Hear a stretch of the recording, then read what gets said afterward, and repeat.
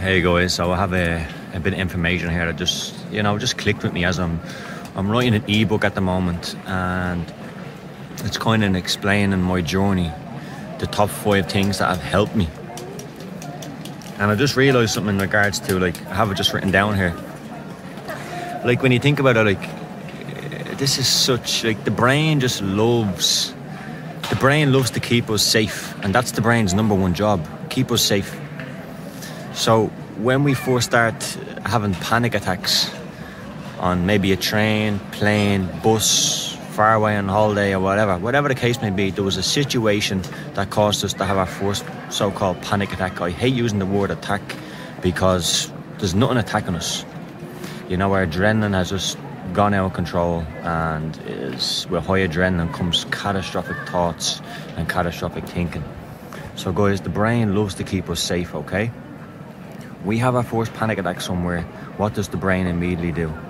Let's say, for example, I have my first panic attack in the city centre, in a big city centre with a load of, in a crowd, in a queue. I have my first panic attack there. It causes so much stress to my body.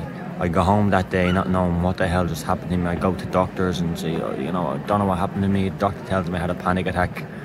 The next day, what do? Do I go back to that same spot? No, I don't. I don't even go near that spot because the brain will automatically tell me that this is where something dangerous happened yesterday. You know, because the brain sees that as a sign of it's just doing its job. You know, and that's when things happen like that. That was the amygdala just getting so out of control and forcing that kind of nervous. It's not a breakdown or anything. It's just not even a breakdown of the nerves. It's more of a, stress can be like a boiling point, guys. We could have been stressed like for so long leading up to that first moment of panic, you know. And I think that's what happens many. You know, the underlying stress for many, many years is bubbling up, and eventually something like that can just click it off, and you have your first panic attack, or else it could be just one traumatic event where, like, as I say, a car crash or death of a loved one, and then your nerves get sensitized because it's such a hard thing to deal with. So yeah, guys, the brain loves to keep us safe. That's its number one job. And in normal situations before your disorder, the brain would keep you safe in certain things. Let's say you heard a car coming straight towards it, and the engine, you don't know where it's coming from, left or right, but you're on guard straight away, and you can move, and that's normal. That's brilliant. That's why we survived for billions or millions, however long we're here on Earth, because the brain is doing its job, and that's totally normal. And what the brain is doing with what's happening now, with keeping you safe from panic, it's doing its job, but it's just malfunctioned. That it's going along with our behaviours because the panic attack was so traumatic to us that now we've went along with the brain and said, okay, thanks for letting us know this is dangerous, let's not go back into that situation again, because it'll have one of those panic attacks again. Floods of adrenaline. And as life goes on, life becomes shorter. Life becomes, from not going into that fear situation, you then don't go into stores for 6 months. You stop living normally, and then the brain has just become so. The correct terminology would be key here, but again, guys, I go straight off with my heart. I speak from the heart, and sometimes I don't have the correct terminology to put across exactly what I want to say. So I guess I'm just trying to say that, we learn falsely. We learn, it becomes a dysfunction in what we've learned. Afraid to go into a shop, afraid to get on a bus. It's so illogical, guys. There's no logic in that at all. But the brain thinks it's doing its job because we've avoided it. We've shown the amygdala that this is correct. This is the way to live from now on. I'm happy with that. I'm happy to just sit at home and watch TV and let the day pass because I'll get no anxiety, no adrenaline. But then recovery happens when you just get sick of living like that, guys. Recovery happens then when you just say, right, my brain is just, there's nothing wrong with my brain. It's a healthy brain. It's a healthy body. It's just being spiked so many times with adrenaline. And that's not going to kill you. You know, that's, you know, I had this for 10 years. I've never done any long-term damage to me. People have had it for 30 years. It doesn't do any long-term damage to them. So don't ever think that anxiety, panic attacks will ever do any long-lasting damage to you guys. It doesn't. It just stops you from living. So yeah, I have this down here, like the brain's #1 job is just to protect us. And simple as that goes. And we're showing the brain that it's protecting us by avoidance. And that's not living, guys. We have to show the brain that we have to go into our feared situations, let us spike as high as we can go, guys. And it's so hard to do. I know it's so hard to do because we've built up so many spots now, so many things that it's going to take a long time to go into all these feared situations, because basically your life has been, you know, mismanaged by anxiety for many years, I presume. So, you know, you just feel like you have a lot of work to do, but you don't, guys. You have no idea how profound, how big of, like, when you go in and you have that glimpse, as Claire Week says, you get a glimpse of recovery, you get a glimpse of feeling normal again. When you get that glimpse, guys, there's almost an excitement that comes back into your life that, I don't want to stop this now, I want to keep going. And that's what happened to me. So yeah, guys, the brain's just there to protect us. Excuse me. It's there to protect us, and it's doing its job perfectly. But you know yourself, guys, it's not logical to not want to go into stores or not want to live our lives properly. We have to go in and act like we're living a normal day. And if we feel anxiety in that situation, there's nothing wrong with you. It's how you've been trained since you've had these disorders. There's nothing wrong with you. You're not losing your mind or going insane. It's the brain reacting to how your behaviour has been reacting. So all we have to do is change that behaviour, guys, and rewire the amygdala. The hardest thing is having the bravery to take these steps again, because you're so low on confidence and you're absolutely exhausted. So doing these things is very challenging, guys, and it's no like having an old day off now and again after recovery, like, and just giving yourself some endorsement and congratulations. Like, it's a wonderful thing, and you should do that. But guys, start off by just retraining your amygdala, retraining your brain that going into these feared situations. Like, when I first started tackling it, guys, I tackled it with jogging, and for the first 10, 15, 20 times I went jogging, I was panicking. I was just felt like I wasn't walking. And then after, I just kept going, because that's what habits do, guys. It's not going to work. You know, if you're fearing the shop, or you're fearing whatever you're fearing, if you're fearing the long journeys in the car, the first time you do it, you're going to feel the exact same. You're going to feel horrible, guys. Probably worse than you've ever felt.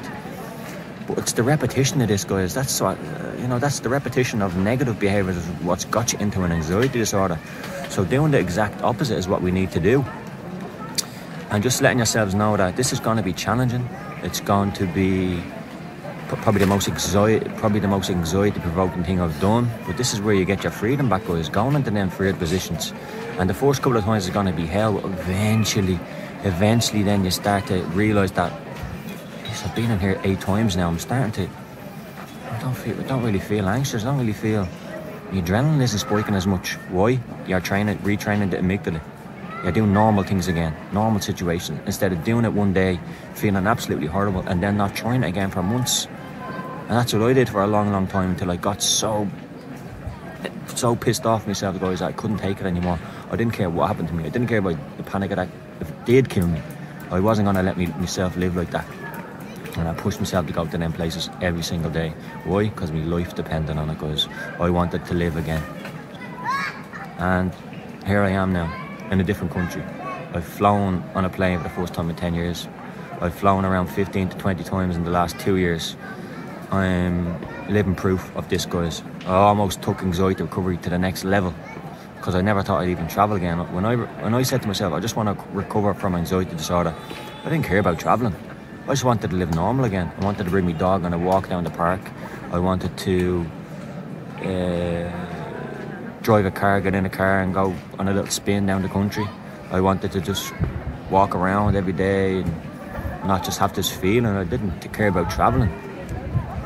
But after 10 years of living in like a fucking prison of anxiety, I'm not just going to stop here. I'm going to reach for the stars with my life, guys. I'm not going to stop here after everything I've been through and just, no, that's it. I want to, I guess, I want to just do, basically, live a beautiful life. be happy. If there's something that's in my life that my heart desires, I'm going to go towards that. You know, so guys, again, sometimes I go off track and I apologise, but speaking from the heart, being vulnerable, sometimes that happens. And I just want you guys to know that the way out is, I'll keep making these videos. I'll keep just, you know, being real, being honest, letting you know that it is going to be hard. Of course it's going to be hard. Great. Brilliant. Because why? Because it'll strengthen your mind, it'll strengthen your character. Imagine, you know, you've no idea how strong I feel within myself now. Almost unbreakable, guys, that like I've been through the hardest shit I've ever had to face. And I stand here a happier, stronger version of myself. And to me, that's powerful going forward in life, which is why I have goals and dreams now that I never thought I'd have. But anyway, guys, you know, your brain's really just doing its job. You have to just show it's doing the wrong job, guys. You know, it's doing the wrong job. You know, you're feeding it the wrong food.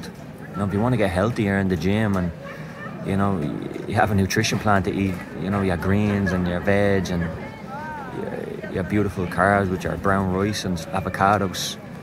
But you're stuffing it, you know, you're stuffing it with really horrible food. You know, your brain thinks it's doing the correct thing because the brain loves that comfort food, but it's not. Because you need to really, you know, it's hard then to get that beautiful diet into your system after eating all that bad shit, all the sugar, all the nice stuff. And that's where the brain also likes to keep you stuck in those addictive patterns of, you know, chocolate, alcohol, all those addictive things. It's so hard to break free of that. Anxiety disorder is a bit like that, you know, because it does require those parts of the brain that are trying to keep you safe, keep you comfortable. You break out of that, guys. Eat the healthy food. Go into those places. So yeah, guys, that's really it. Like, there is the one thing I wanted to say here, guys.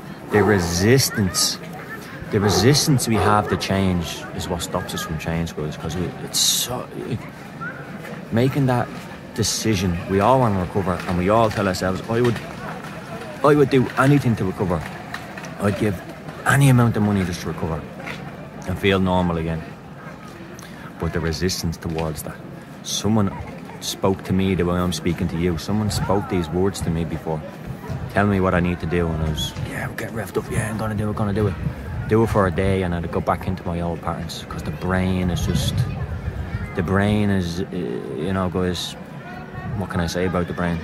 I'm not a neuroscientist, but I know how it works in regards to the amygdala and anxiety disorders, and the brain just wants to keep you stuck. That's why there's so much resistance towards this. And if we break that resistance, we'd be really, really brave, guys. Bravery. And there's no one braver than people that go through anxiety disorders, and I know that for sure. I know what you've been through. You know, I've lived it. I lived it for many, many years, and I know the bravery you go through every single day and the fight you have to put up with. Breathe, let it go, guys. Be loose. Acceptance. You know, there's recovery nowadays compared to 10 years ago is totally different. There was none of this stuff going around. Like, I see lots of great anxiety channels, and you know, that's where there's lots of... The hope here, guys, is it's easier to recover from anxiety disorder now than it was 10 years ago, 5 years ago. The stuff that's out there is incredible. It's all the correct work. It's Claire Weekes' works brought into modern day anxiety disorders, and also there is other ways. Like, I healed a different way. I healed the Claire Weekes way, but I added, as I keep saying, the jogging. And that was the key for me, guys. Those two were just beautiful. Those two, like, imagine having serious agoraphobia and being afraid to jog, being afraid to go into places for years, like, that are 15k away from me, and you haven't been in many years. Next of all, I'm jogging into them, and when I jog into them the first couple of times, I was scared. I was having all these thoughts, crazy thoughts, but I stood there and I let it wash over me. And when I got home that day, there's a certain feeling that comes over you. It's a feeling of like winning, scoring the winner and a last minute winner in a match, or, you know, getting that job promotion. And that's the happy chemicals going into your brain again, guys. And that's the addictiveness of recovery, the healthy part of it. You want to do it again, and the next day, although you feel great, going into again is going to be fucking hell again.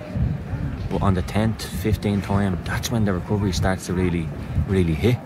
And And next of all, I was just jogging every day, loving it, and I'd get to these places that I haven't been in many years, and I'd be sitting down with a coffee, and I'd be so shanty, and all my adrenaline, because I've jogged to that place, my adrenaline was gone. I'm just sitting there, just chill, just thinking, I can't believe this. I can't believe this. I can't, like, I'm cured, I'm done, this is it. I can't believe it. And with that then, guys, my life just got better and better and better and better and better and better and better and better and better. And then I got on a plane 4 months later, and that was it. I had my life back. Sometimes I get emotional talking about this, guys. You know? Because I was through it all. It was horrible, guys. Horrible. Days I felt so lonely, crying my eyes out in my bedroom, you know? Not a nice place to be. Unemployed, no good relationships. Horrible, guys. But I changed it all around because of what I'm speaking about now. And understanding how this disorder happened. Like, having clear understanding's the main thing. So read all the key is, I go through all my books away, because I don't read on about this anymore. I threw them all away nearly 3 years ago now. Because I learned the best information. You can learn all you want, but if you're not putting action in, guys, to recovery, that's why I say, read from the best books, and that's it. Be done with them. You can go back to them the odd time and read whatever there's certain chapters that I used to underline, and it'd be only like a couple of sentences, but they were key to me.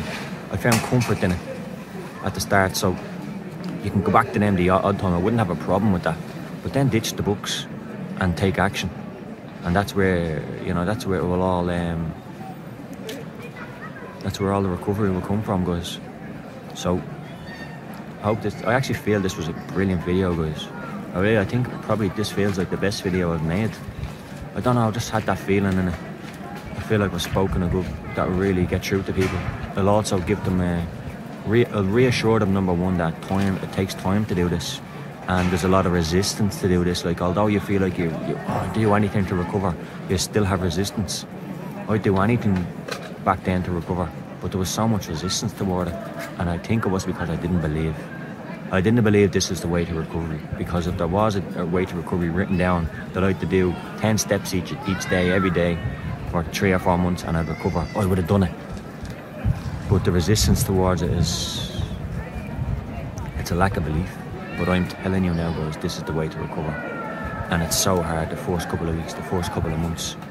But the time's gonna pass anyway, guys. The time's gonna pass. You're gonna feel shit anyway. Why not feel shit and anxious and panicky going out and doing them things?